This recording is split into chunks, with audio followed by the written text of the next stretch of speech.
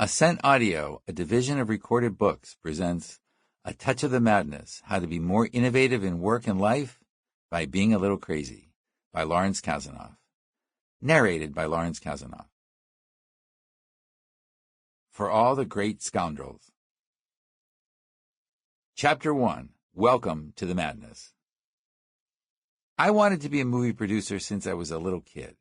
And I got lucky and became head of production of an independent film studio called Vestron when I was right out of grad school. By the way, I thought I nailed getting this job because I was such hot stuff, having just graduated with my MBA from Wharton. That lasted about 5 minutes, until my boss, in his welcoming speech my first day, said, "By the way, if you pull any of that business school crap, you're fired. So much for the Ivy League in Hollywood." Okay, back to the story. Vestron rode the boom in home video, which at the time was relatively new and exploding. We were sort of the Netflix of the day. I had to deliver 80 movies a year. Buy them, produce them, co-finance them, doesn't matter, said my boss, but 80 movies a year and don't lose money on any of them. So mostly we made action movies, comedies, horror films, and fun commercial stuff. Then along came this movie called Platoon, and I wanted to make it. This was not at all our kind of film. The people in it became stars, but most weren't stars at the time. The director, Oliver Stone, had done one prior movie which we co-financed, and while I thought it was brilliant, it didn't do much business. Platoon wasn't a catchy title. It dealt with the extraordinarily serious topic of the Vietnam War and how it affected the kids who went. The tagline was, "The first casualty of war is innocence." It was not the kind of movie we were making. To his incredible credit, my boss, Austin First, who was a talented, disruptive entrepreneur, said, "Okay, you're the head of production. If you want to do it, you can do it." But there was a but. "You have to bet your job," he warned. "If it fails, you're fired." He wasn't bluffing. He fired people all the time. What do you want to do? I took the shot. Much later, I saw the movie one early morning at a film festival in Italy right after it had been finished. I am probably the only person in the world who giggled their entire way through Platoon, not because it wasn't amazing, but because the whole time I was thinking, oh, thank God, I'm not getting fired. Platoon went on to win Best Picture that year at the Academy Awards. A few months later, I ran into Oliver Stone, the director, at a bar in New York City. "You know, kid," he said, "I always liked you. You have a touch of the madness."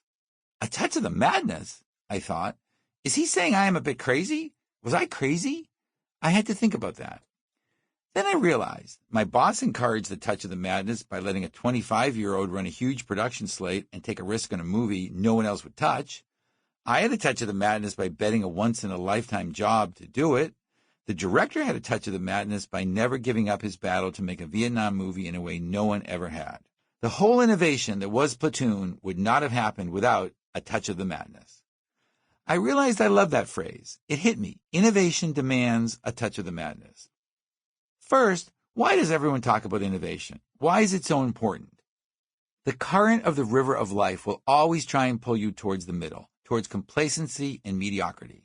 This is true for every person and every company. It's a problem because other companies that don't give in to that current will eclipse you. Companies and organizations tend to be comfortable with the tried and the true, but the audience, in other words, your customers, are attracted to what's new, different, and better. The best tool you have for swimming against that current of mediocrity is innovation. To grow and become a great company, a great entrepreneur, you must actively embrace it. You can become pretty good without it, but not great.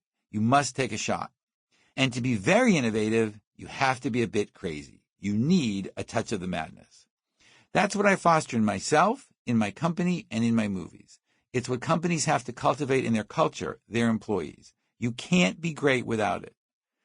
And it doesn't mean to just be a little crazy in what you think up. It also means you must have a mad enthusiasm, a crazy sense of purpose and devotion and perseverance, a touch of the madness in how you create it, implement it, and make it thrive. How to do it? 3 steps. Create. Find the essence. Ask anybody, anywhere, for anything you want. Play it all like a game. Chapter 2. Create. First, create a great idea with a touch of the madness. Simple, right? A touch of the madness gives you some guidelines for how to be more creative and innovative. They are: find the essence of your idea.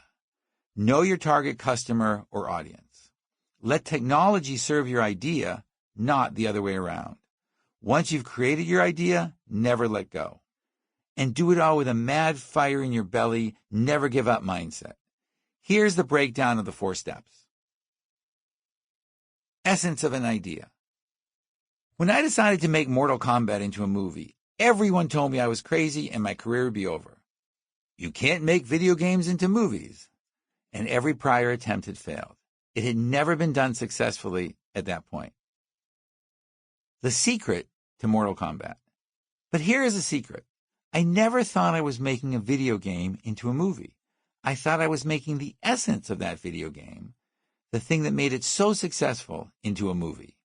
Think of a game or intellectual property as a pyramid. The game to me was not the apex of the intellectual property pyramid.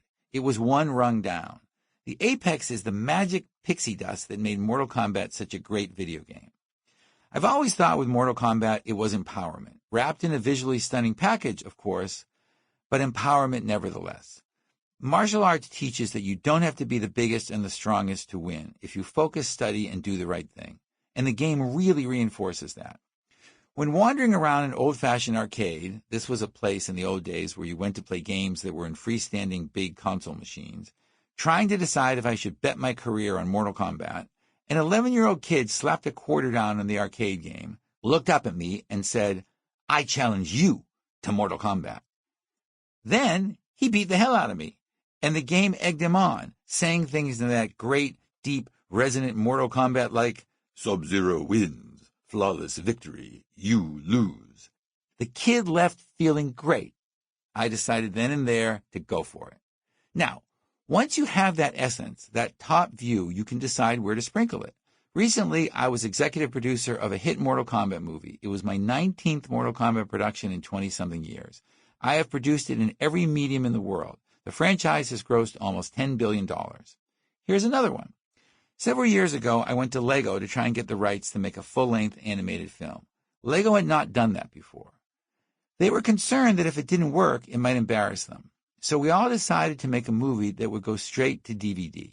If it hit, great, and we could go make a bigger one next. If it failed, it would be under the radar and no one would really notice. I raised independent money to make the movie and set a deal with Universal to distribute it. Now, what is the essence of Lego? This one was easy for us because Lego knew. The essence was we build on each other. Lego, when the characters came to life, was not just about blocks and bricks or kids playing. It was about teamwork and counting on each other and, well, building on each other. We put that into the first full-length Lego feature film, Lego: The Adventures of Clutch Powers. It was a DVD hit. We wound up doing Lego Star Wars, The Empire Strikes Out, Lego theme park rides, and more, all with that essence infused into it. In my opinion, Lego's success is not a fluke. They know their essence. Know the essence of your idea. What makes it so appealing and great? Okay, next step to creating great ideas? Audience. Who do you work for? Your boss? Your foreman? Your editor? Your board? No. You work for your audience, for your customers. That's a huge responsibility. Dirty Dancing. That's the point, you idiot. When we started Dirty Dancing and Jennifer Grey was brought up to star, I, 30 seconds into the movie business at that point, suggested maybe we needed someone more famous, more glamorous. She was a wonderful actress, but an every woman, I said. That's the point, you idiot, said the movie's real godfather and my current business partner, Jimmy Einer. Every woman in the world will identify with her and think they, too, will get a good-looking bad boy to become a good boy for them. That is your audience. He was right, of course. Kano and the Kid. Here's another example. In Terminator 2, Arnold Schwarzenegger's character, the Terminator, gets half of the skin on his face blown off, revealing his metal exoskeleton beneath. In Mortal Kombat lives a character called Kano, who also has part of his face missing, revealing a metal plate with an LED kind of eye. They looked a bit similar to me, and since I made both movies relatively close to each other, I decided I would redesign Kano as we migrated the characters from the game to the first live-action Mortal Kombat movie. Close to that time, as a favor to someone, we had a class of kids from a junior high school in to see how we build sets and design movies. I was showing them around. Fight rehearsal. They loved it. Goro, the 8-foot-tall animatronic creature, they loved it. Wild statues and weapons from the parallel realm of Outworld, they loved it. Character designs for the movie, they loved. Wait, hold on. When we came to the designs for Kano, one boy started breathing heavily. Is that Kano? He asked nervously. Yep, I said proudly. But Kano has a metallic eye, he said, now out of breath. I started to worry about the kid. Maybe he was sick. I explained I didn't want Kano to look in Mortal Kombat anything like Arnold in Terminator 2, and he interrupted. He began to hyperventilate. Kano has a metallic eye patch. You can't change that. But Kano has a metallic eye patch. He was sweating, breathing quick and shallow. He was in the throes of a full-blown panic attack, all because I was going to change Kano's metallic eye. My mistake hit me. My audience point blank told me what to do. Okay, I said. You're right. Kano does have a metallic eye patch. We'll change it back. I ripped the design off the board and tore it up. Immediately, he started to calm down. He made me promise again, and then he was fine. What I realized so suddenly was that I wanted to change Kano because I wanted to do something a bit different, so I didn't repeat myself, and so I would be creatively challenged every second. But see what's wrong with the previous sentence? It's all I, and not my audience. The audience, embodied by that poor kid, couldn't care less about what I wanted, and nor should they care. They wanted their beloved character to look in the movies as he does in the game. We changed Kano back that day, and he remains a popular character in the movies and games 25 years later. Mad Scientists in Japan.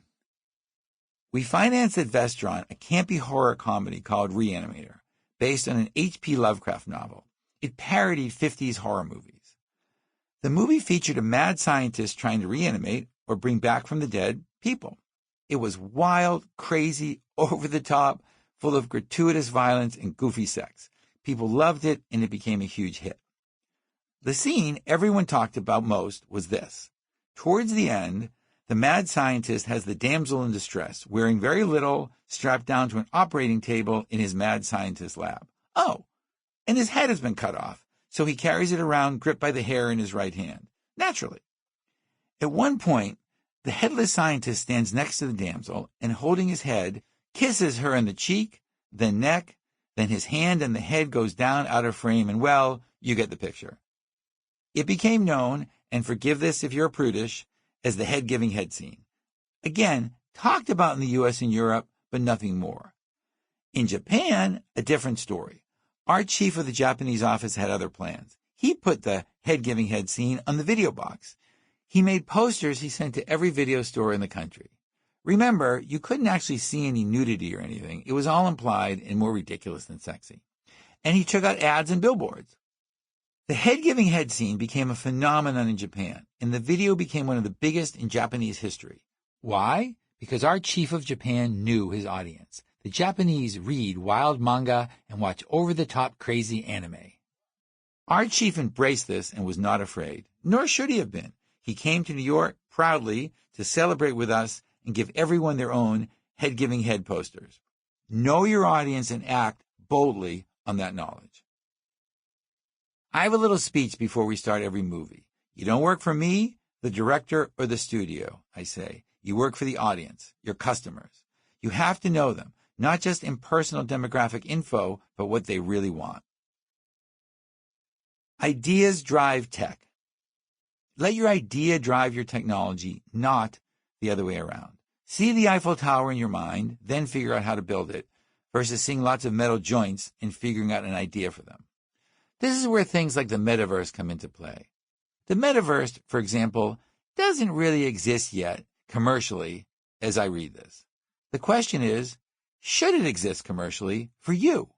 Only if you have a great idea that the metaverse will help you bring to your audience. Star Trek versus the studio. We also produce theme park rides. A while ago, we wanted to make one where the audience, seeing in stereoscopic 3D, could walk through a Star Trek Borg cube floating in space. If you're not up on Star Trek, the Borg are chief bad guys. The problem, at that point, there were no cameras that could move and shoot 3D at the same time. 3D was all stationary. But so what? It it would make for a great experience. We pitched it, sold it, and then, with another company, set out to invent a 3D moving camera called a Steadicam. We succeeded, which helped drive the craze of 3D movies. Then one of the studios came to us saying they were going to start a 3D TV network and could we provide content. Sure, we said. What kind of content do you want? We don't know. Okay, who's your audience? We asked. We don't know. Finally, we asked, why are you doing this? They answered, because everyone else is. It's the hot tech thing. Their network lasted maybe 6 months. Ideas rule. Technology helps them come alive. Chasing the new hot thing will get you nowhere. Creating a new idea and then using whatever means you need to make it work will succeed. Hold on to your idea. Never let it go. Once you have gone through these first 3 steps and now you have your great idea, there's one more step. Hold on for dear life. Never give up. Everyone, like the current of that river I mentioned, will try to dissuade you. Do not let them. Be bold and big if you like, but once you lock on, never lose focus. Just do not give up on it. This is really the most important step because talent, a great idea, is only half the battle. This is the other half. You got to see these. At that same first job, Vestron, where we made Platoon, one of the filmmakers we backed, let's call him Ernest, had the greatest ideas for horror movies. We'd often greenlight low-budget movies in those days just based on the concept, or the poster, so to speak.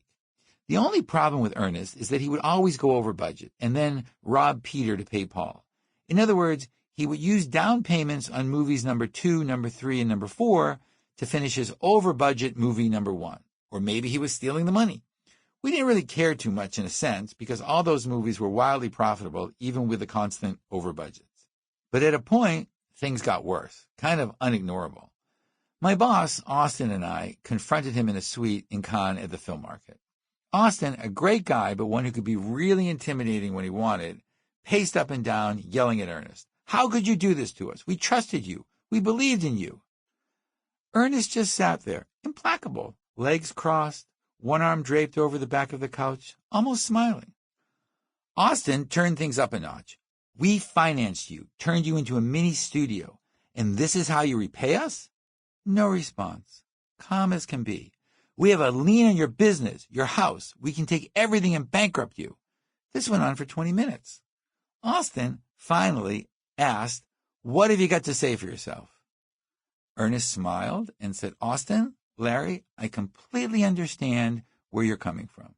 But before I address that, please let me show you something. And he lifted the arm draped over the couch to reveal he was holding 3 movie posters for new movies.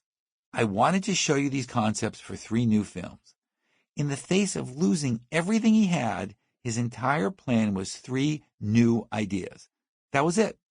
You got to see these concepts. You know what? They were great. So you know what we did? We bought all 3 movies. Even though he had either stolen or been wildly irresponsible with our money, the ideas were so good we went for it, and they all wound up making money. He had such faith in his ideas that even though we could have taken his house, he was unwavering, focused, determined, and would do anything to get these movies made. He truly believed in them. By the way, our focus, our great idea, was to find these filmmakers with a touch of the madness and take chances to keep our supply of films robust and innovative. And it worked. Time of My Life almost wasn't. Here's another example. Dirty Dancing was a script in turnaround, meaning another studio had developed it, but then deeming it no good, put it on the shelf. We bought it from them. No one wanted to make it. And it wasn't trouble. Long story how, but our company managed to lure a music and producing legend who lived nearby named Jimmy Einer to come oversee it. Jimmy then brought in a music supervisor named Michael Lloyd. The song Time of My Life was originally done as a high falsetto. No good, Jimmy and Michael knew. They tried and tried to get someone to sing it low and deep, but no one wanted to. They finally convinced Bill Medley of the Righteous Brothers to do it, I think as a favor. He recorded it in one afternoon. Now we had our low and deep version. But his manager didn't like it, demanded all kinds of changes. No one else liked it either. Everyone, the record company, our director, wanted changes. Jimmy and Michael said, sure, we'll change it. 2 weeks later, they sent in the song with a new date on it and a new note saying, Here's the latest version. And we sent it to radio stations who like it. Hope you like it as well. Everyone, the manager, the director, all loved the new changes. The changes were brilliant, they said. Just the thing. But you know what Jimmy and Michael really changed? Nothing. Not a note. They just put a new date on the label. That's all they changed. The date. Jimmy and Michael knew what they had. They believed in their idea. In the face of constant criticism, they sent it to even more people, the radio stations. They doubled down and went bigger. And the song is one of the most successful in history. It won the Academy Award and the Grammy that year for Best Song. Jimmy is my partner in my company to this day, and Michael is still our music supervisor and great friend. First they greet you, then they eat you.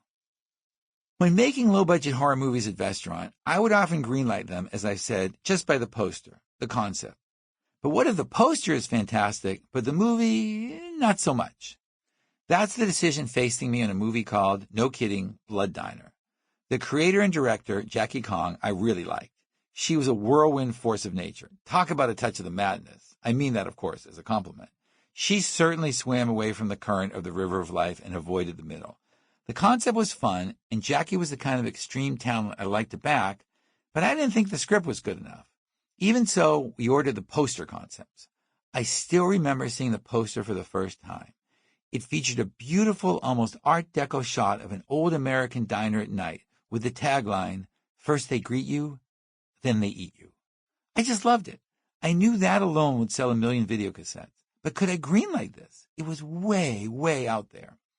I thought this poster and tagline were so good, I had a feeling I would somehow, years from them, be glad I did. So I greenlit the movie. It was, well, out there. Bizarre. I didn't really understand the film, as I didn't comprehend the script, but it did sell a gazillion cassettes, and then I lost track of it. A few years ago, I started getting calls to do interviews for Blood Diner. I thought someone was punking me.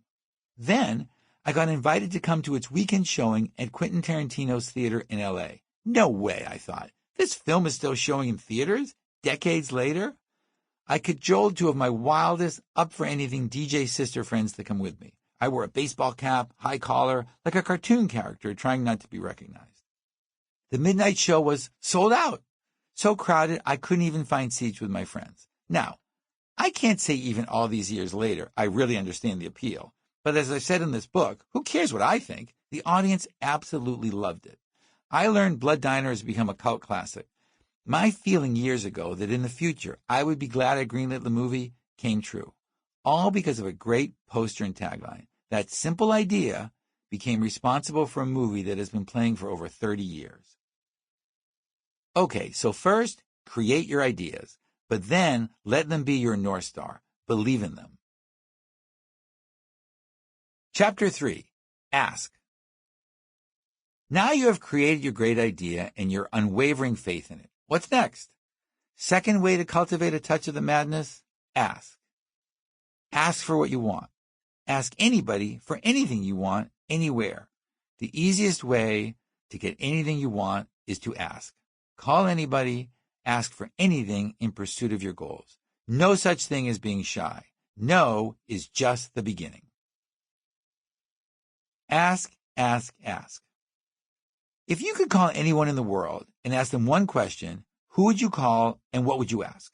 Right now, answer. Most people can't. Don't feel bad. They don't know.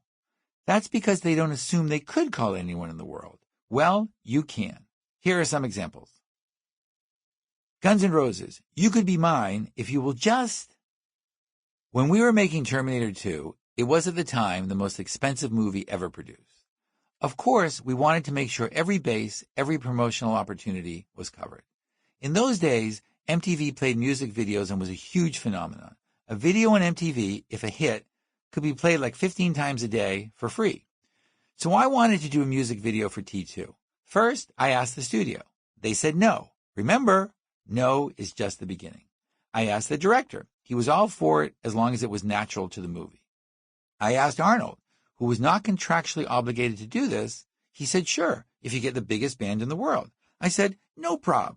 Who do you think that is? He called his brother-in-law, who was in the music business, listened, then turned to me and said, Guns N' Roses. I said, sure. I didn't know anyone involved with Guns N' Roses. I called Geffen Records, the band's management, and their A&R team. The band was about to put out a 2-album set called Use Your Illusion, destined to be the biggest album of the year. We invited them to come see a private, rough-cut screening of the movie. The band liked it. They asked us which song we wanted to use. We picked one called You Could Be Mine. Axl Rose, the band's lead singer, told me it was exactly the one he would have chosen, so we were in sync. Honestly, a lucky break, but we did ask. Great song, but it wasn't going to be the first single released, the one that would get all the promotion. We needed it to be. In those days of albums, the record company would pick one song that they would release to radio stations to promote the album, and then if the audience wanted to buy that song, they had to buy the whole album. We asked Arnold and his then-wife Maria if they would host a dinner party for Guns N' Roses. Gracious as can be, they did. I pitched the band the idea of switching singles, changing the whole release pattern of the album. They didn't say yes or no, but they seemed to like the dinner conversation and the plan, especially Slash, their lead guitarist. The next day, I went to present that to Geffen Records. It was like 20 of them and me.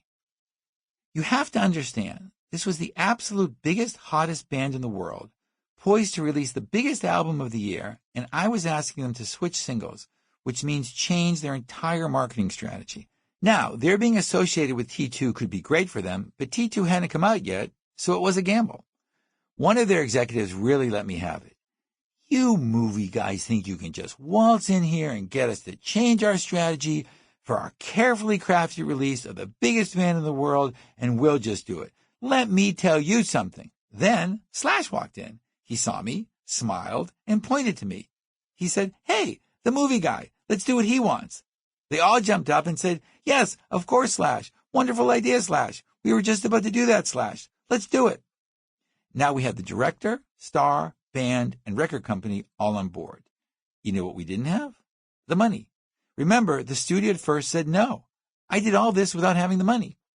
But with everyone on board and our song being the new single, I gambled they couldn't really say no anymore. I asked again, and they said yes. No is only the beginning. But it wasn't over because we actually had to make the video. In the concept of the video, the Terminator is hunting Guns N' Roses to kill them. But when he sees Axl Rose, the band's lead, his Terminator vision says, "Waste of ammo," and they nod to each other and he lets them go. We used footage from the movie, cut with new footage we shot for the video. A big part of that is the band playing a concert at what's supposed to be an LA landmark venue of rock and roll called the Roxy. But as opposed to recreating the Roxy somewhere private, in other words, a set, the band would, for authenticity's sake, only shoot the exteriors at the real Roxy. The problem is the real Roxy is on Sunset Boulevard, the main street in the middle of Hollywood. It meant, of course, as soon as we put up a sign on Sunset Boulevard on the Roxy marquee, which we needed for the shot in the video, saying, "Tonight only, Guns N' Roses in concert," the world would think it was true and start a mini riot. I had to ask everyone, studio, police, Arnold, if we could do that. They agreed, and it did sort of start a mini riot, a friendly one, but huge.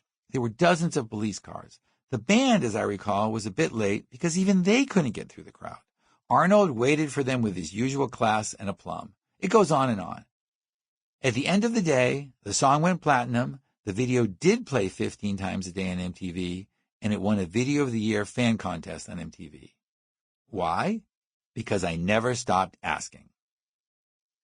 True Lies, True Request. The story of the movie True Lies is based on a French film called La Totale. Everything came together. Arnold wanted to star, Jim Cameron was going to direct it, and the money would be there. But the only thing we didn't have were the rights. The rights to remake La Totale were held by a producer who was much older and more accomplished than me at the time. Nevertheless, I called him and said, "We want to use this story as a vehicle for all these wonderful people who would be really grateful if you just give us the rights. So will you?" Crazy, right? But he did, and we made the movie. Ask. Bobblehead Cher. Not too long ago, we had Cher in an animated movie, using her voice, but also her likeness, playing Bobblehead Cher. When doing press for the movie, Cher was asked by People magazine, "You've never done an animated movie before. Why did you pick this one?" Cher's answer, "No one ever asked me before." I asked her. If Cher, one of the most famous and iconic people in the world, never was asked to be in an animated movie, Can you imagine who else is out there waiting for you to call and ask them? Sample complete. Ready to continue?